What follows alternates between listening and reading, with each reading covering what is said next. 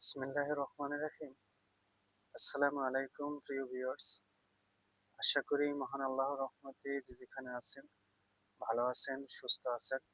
সবার সুস্থতা কামনা করে আরো একটি ভিডিও নিয়ে আসছি, শত্রুর বাড়ি ফানা করা অথবা শত্রুর বাড়ি ধ্বংস করা স্বয়ং পরীক্ষিত একটি বিদ্যা। তাই সবার কাছে অনুরোধ থাকবে সম্পূর্ণ ভিডিও দেখবেন। যদি ভালো লাগে চ্যানেলটি সাবস্ক্রাইব করে সঙ্গে থাকবেন। যার ভালো লাগবে না সে স্কিপ করে বেরিয়ে যাবে। আর সবার উদ্দেশ্য করে বলি, কিছুদিন আমি ব্যস্ত ছিলাম, এখন নিয়মিত ইনশাল্লাহ আপনাদের মাঝে ভিডিও দেওয়ার চেষ্টা করব।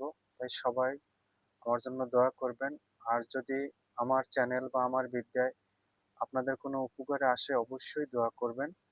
আর অবশ্যই সবাই এতিম মিসকিন এবং দান খয়রাত করবেন, কারণ দানে কিন্তু অনেক অনেক ফায়দা, এটা ভুলে যাবেন না। আর যাদের মা বাবা বেঁচে আছে অবশ্যই মা বাবার যত্ন নেবেন, আত্মীয় স্বজনের সাথে ভালো সম্পর্ক রাখবেন।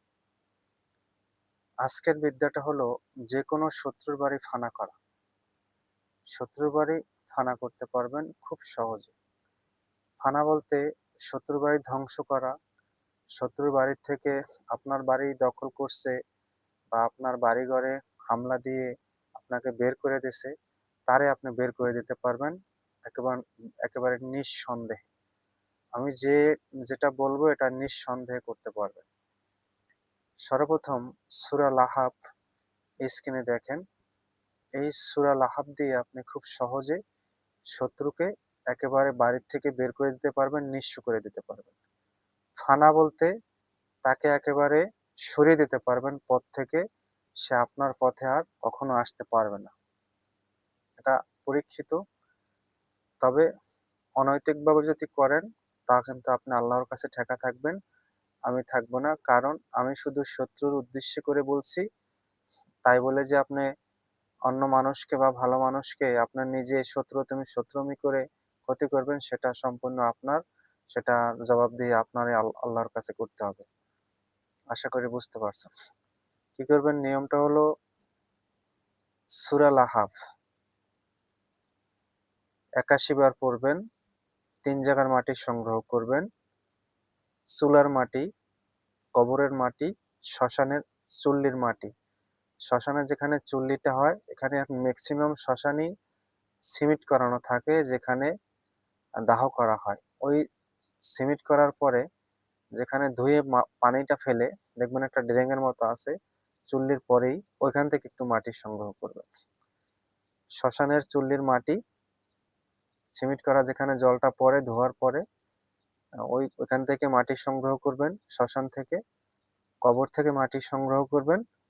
কবর মানে তাজা কবর, যেখানে কবরের অস্তিত্ব আছে দেখা যায় ওখান থেকে মাটি সংগ্রহ করবেন। আর চুলা থেকে মাটি সংগ্রহ করবেন। চুলা থেকে যে লাল মাটিটা এটা সংগ্রহ করবেন, ভাত পাক করা যে চুলা সেখান থেকে লাল মাটিটা সংগ্রহ করবেন। করে সামনে নিয়ে বসে 7টা ধূপকাঠি ধরাবেন, একটি মোম ধরাবেন। কেবলামুখী হয়ে পশ্চিম দিকে মুখ করে বসে শত্রুর অবশ্যই শত্রুকে স্মরণ করে তার নাম সামনে রাখবেন। রেখে এই মাটির উপরে সূরা লাহাব ৮১ বার পরে ৮১টি ফু দিবেন এবং যে কার্যটা করবেন প্রতিবার সূরার শেষে সেটা বলে ফু দিবেন। আশা করি সবাই বুঝতে পারছেন। আমি আরো একবার বলছি, ৩ জায়গার মাটি সংগ্রহ করবেন। শত্রুর বাড়িতে ৩ প্রকার কাজ করতে পারবেন। ১ নাম্বার হলো, যদি তাকে বাড়ি থেকে উৎখাত করে দেন তাহলে সেটা বলবেন। যদি তাকে একেবারে নিঃস্ব করে দেন, অভাবী মানে একেবারে ধ্বংস করে দেন, ওই বাড়িতেই থাকবে কিন্তু ধ্বংস হয়ে যাবে, তা করতে পারবেন। দ্বিতীয়টা হলো একেবারে বাড়ির থেকে পাগল করে মানে সরিয়ে দিতে পারবেন। ৩ টা কাজ করতে পারবেন। আরো অনেকগুলা কাজ আছে, সবগুলো আমি অনলাইনে বলতে চাই না। আমি নিয়মটা বলছি, আপনি যে কাজটাই করবেন সেটা নিয়ত করে ৩ জায়গার মাটি সংগ্রহ করবেন। কবরের মাটি, শ্মশানের চুল্লির সামনের মাটি এবং চুলার মাটি যেখানে ভাত পাক করে। ৩ জায়গার মাটি সংগ্রহ করে কেবলামুখী হয়ে পশ্চিম দিকে মুখ করে বসবেন। ধূপকাঠি ধরাবেন, মোম ধরাবেন। অবশ্যই শরীরটা পাক পবিত্র এবং আতর লাগাই নিবেন। তারপরে এই সূরা লাহাব বিসমিল্লাহ ছাড়া একবার বলবেন, ফু দিবেন মাটিতে, এবং সূরার শেষে অবশ্যই যে কাজটা করবেন শত্রুর জন্য সেটা উল্লেখ করে ওখানে ফু দিবেন। এইভাবে ৮১ বার বলবেন, ৮১ টা ফু দিবেন। দিয়ে সেই মাটি একাত্র করে মিক্স করে শত্রুর বাড়িতে ছিটাই দিবেন।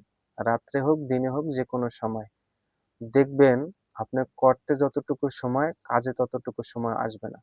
এত পাওয়ারফুল কাজ হবে ইনশাআল্লাহ। আশা করি সবাই বুঝতে পারছেন। তারপর যদি ভিডিওর কোনো অংশ না বুঝে থাকেন, অবশ্যই কমেন্ট করবেন। ভালো থাকবেন, সুস্থ থাকবেন। আজ এ পর্যন্তই। আসসালামু আলাইকুম ওয়া রাহমাতুল্লাহি ওয়া বারাকাতুহু।